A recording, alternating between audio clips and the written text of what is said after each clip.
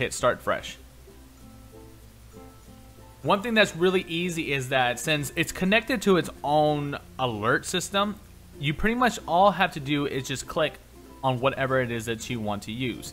For Essentials, it says alert box, which is when you get a follower, it'll let you know on screen that you have a follower. Event list is pretty much saying, you know, who followed, and it's kind of like a recent list of followers, donations, bits, etc, etc. And the jar is something you really don't have to worry about until you actually get affiliated or partnered. That just means that you'll be able to get bits. You'll also be able to throw your tips and your followers in there, but a lot of people do use it for bits, which you have to become affiliate or partnered first. So you just want to hit add 3 widgets.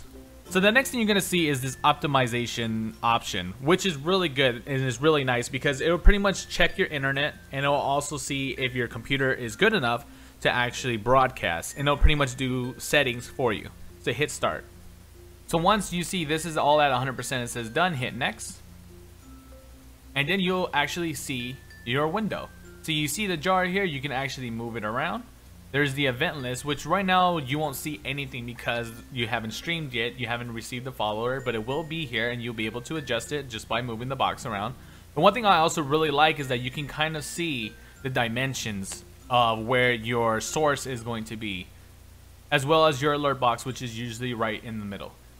Now, if you go to Streamlabs, widgets, and alert box, and say, let's say, test follow, it'll actually show up right here, which is actually really cool because you can actually see it real time, and you can make your adjustments there. You see how I hit the follow, and then a little brick or a block right here comes into the jar? That's what I mean by you can actually use other things except for bits, but a lot of people like to just use the bits instead. The one thing I want you to do when you get into your settings is go to your output. Usually it will test your internet strength and see where you can stream at. Now, unfortunately with Twitch, the bitrate is the highest that you can do is 3500. Bitrate is really depending on your upload speed. So if you, let's say you have a 5 upload, mostly your bitrate, the highest is going to be is about 2500. So it's usually half of your bitrate. So if your upload is 5, your bitrate is going to be 2500. But never really exceed 3500 because that's kind of the max on Twitch anyways. Now, for one thing I like to do is when I go to recording, this little FLV, I like to do that to MP4. Now, when it comes to the video, sometimes with the audio, this stuff you don't have to worry about. Obviously, it's the desktop audio's default, mic is default. Usually, I like to set it to what my actual mic is. But if you already have everything set on your PC, you don't have to really worry about this.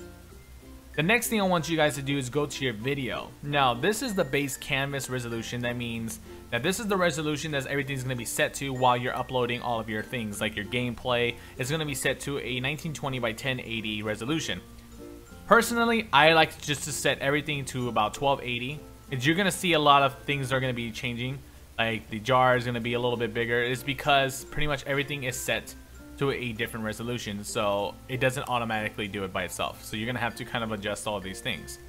The reason why you want to just stream at 1280 by 720, and I know a lot of you are gonna say, why should I stream at 720? When it comes to Twitch, you can't really tell the difference between 720 and 1080. The main reason is because of that bitrate that we were talking about earlier. Since you can only do a 3500 max bitrate, you really can't tell the difference. A lot of streamers actually stream at 1280 by 720 at 60 frames per second, just because of that bitrate thing that I was mentioning earlier. Now, if you have a really good PC, I would say to leave it at 60 FPS. 60 FPS looks really great when you're streaming.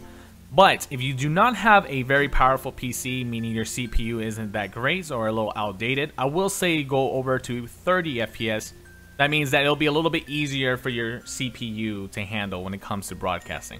Now, these are your hotkeys. You know, you can set it to anything that you want. If you want to start streaming, you want to stop streaming, etc. You can set up the hotkeys here. When it comes to these kind of things, I usually don't really mess with it, especially because your PC kind of just did it for you during that installation of when you started up Streamlabs OBS. So we're going to just show you guys one more thing, and then you guys are off to start broadcasting. So, pretty much I logged into my Overwatch. Now, to get gameplay, you already have the jar, the event list, and the alert box. So the next thing you want to do is hit this little plus and you're gonna see all these little options, and as well as these options right here. And I just realized that so I'm wearing headphones, but on the sound is coming from my TV, so website, those are completely and pretty aesthetic. much right here is what I guess. you will mess with when it comes to your And stream. you can test. I'm not gonna test my system. So we want to do game capture. Now, if you have a capture card, you're gonna want to do video capture device and select your capture card. But right now we're gonna do game capture, and we're gonna hit add source. You can also change the name, but we're just gonna hit done. Usually people like to leave it at capture any full screen application. So you'll hit done. You might want to drag this to the very bottom so that way it doesn't cover all your other stuff. And once you click in to your game, it should automatically pick up the game around itself. Sometimes it doesn't. That's why I prefer to do properties and hit capture specific window. It's just a little bit easier for me because sometimes it doesn't work all the time. I prefer to do capture specific window, and then it's gonna say what window, and you're gonna choose Overwatch. You hit done, and then there it is. You're gonna see it kind of like stretched out. All you have to do is hit transform and then hit fit to screen, and then there you are. So your jar is still here that you can mess with. The alert box is still here, so whenever you get a follower, it'll alert you. So the event list is all the way over here. You can just adjust it.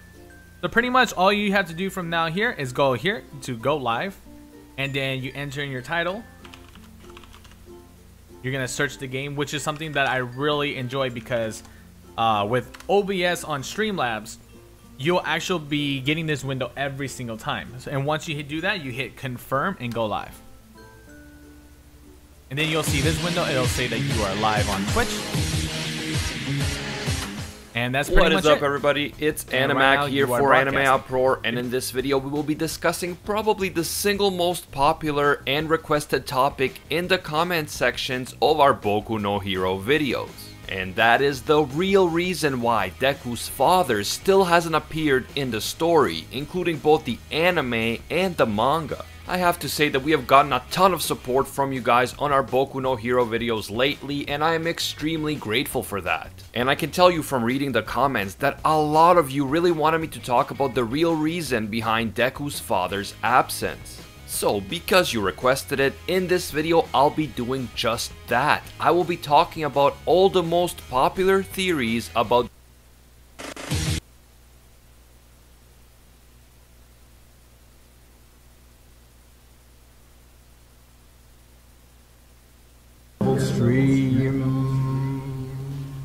And I just realized that I'm wearing headphones, but the sound is coming from my TV, so